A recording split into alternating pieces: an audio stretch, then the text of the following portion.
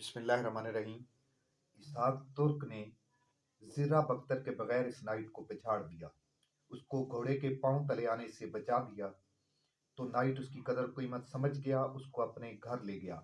Night ने उसको शराब पी। इसहाक तुर्क ईमान का पक्का था, वो शराब पीना नहीं चाहता था, लेकिन अगर वो सीधा इनकार करता तो उसको पता चल जाता कि ये कोई जासूस है और कोई सलाहुद्दीन अय्यूबी का सिपाही है। यही मुश्किल इसहाक तुर्क के सामने आ गई। वो ईमान का पक्का था, इसने पीने से इनकार कर दिया और कहा कि मेरी कुव्वत आपने देख ली, इसका राज सिर्फ ये है कि मैं शराब नहीं पीता। मेरे उस्ताद ने मुझे कहा था कि तुम्हारे जिस्म में शराब चली गई तो तुम्हारे नीचे जो घोड़ा होगा वो महसूस करेगा कि इसकी पीठ पर एक कमजोर इंसान बैठा है। इसहाक ने जवाब दिया, मैं घर वालों से ये कहकर भागा था कि अपने किसी इलाके में कोई तसल्ली बख्श ठिकाना बन गया तो इन्हें ले जाऊंगा। बिल्डौन ने कहा कि तुम्हारा ठिकाना बन गया है, मैं तुम्हें बाकायदा अपनी फौज में भर्ती नहीं कर रहा, बल्कि तुम एक खास मुहाफिज के तौर पर मेरे साथ रहोगे, क्योंकि बिल्डौ उस तरह के जंगजू, बहादुर, दलेर, निडर लोगों की कदरों कीमत समझ सकता था। इसहाक तुर्क ने एक दिन मौका पाकर कहा कि मेरी सिर्फ एक ख्वाहिश है, जिस तरह मुसलमानों का किबला अव्वल हमारे कब्जे में आ गया है, उनके खाना काबा पर भी हमारा कब्जा हो जाए। इस्लाम थोड़े से अरसे में हमेशा के लिए मर जाएगा। अगर सारी दुनिया पर नहीं तो दुनिया अरब पर सलीब की मुकद्दस हुक्मरानी हो गई। उसने कहा। बिल्डौन ने जवाब दिया, नहीं, सलाहुद्दीन अय्यूबी को शिकस्त देना इतना आसान नहीं है। इसहाक तुर्क कहता है कि आप लोग अपने ही पैदा किए हुए वहमों का शिकार हो गए हो। इसहाक तुर्क ने कहा कि मुसलमानों में इत्तेहाद नहीं रहा, सलाहुद्दीन अय्यूबी अपने मुसलमान दुश्मनों में अकेला घिरा हुआ है। क्या हलब, क्या मोसल के नए हुक्मरान इज्जुद्दीन और अमादुद्दीन आपके हिमायती नहीं है? वो आपकी मदद के मोहताज और मुंतजिर नहीं है? इसहाक तुर्क के ये मशवरे सुनकर बिल्डौन बहुत हैरान हुआ। उसने कहा कि तुम मुझे हैरान कर देने की हद तक ज़हीन हो। बिल्डौन ने कहा, हम कुछ ऐसे ही मंसूबे बना रहे हैं जो तुम्हारी ख्वाहिशों और तुम्हारे अज़्म के मुताबिक होंगे।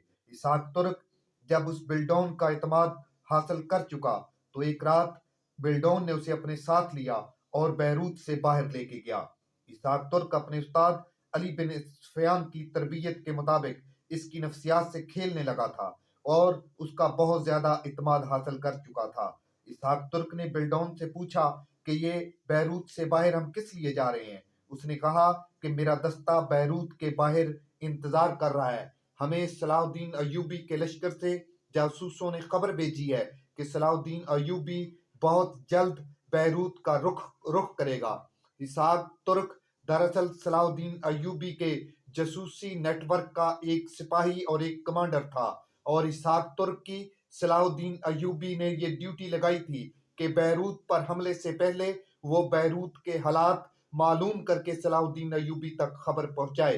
इसहाक तुर्क बिल्डौन का इत्मीनान जब हासिल करने में कामयाब हो गया और वो अल्फाज जो बिल्डौन ने कहे कि हमें सलाहुद्दीन अय्यूबी के लश्कर से खबर मिली है, वो अल्फाज इसहाक तुर्क पर बिजली बनकर गिरे और उसने महसूस किया कि शायद मुसलमानों के अंदर ईमान का वो जज्बा नहीं रहा, ईमान की वो गैरत नहीं रही, ईमान की वो हमीयत नहीं रही, जिसकी वजह से मुसलमान भी ईसाइयों के लिए जासूसी का काम कर रहे हैं। अब इसहाक तुर्क के सामने सबसे पहला मकसद ये था कि वो उधर से जल्दी से निकले और किसी तरीके से बैरूत पर हमला करने से पहले सलाहुद्दीन अय्यूबी को ये खबर पहुंचाए।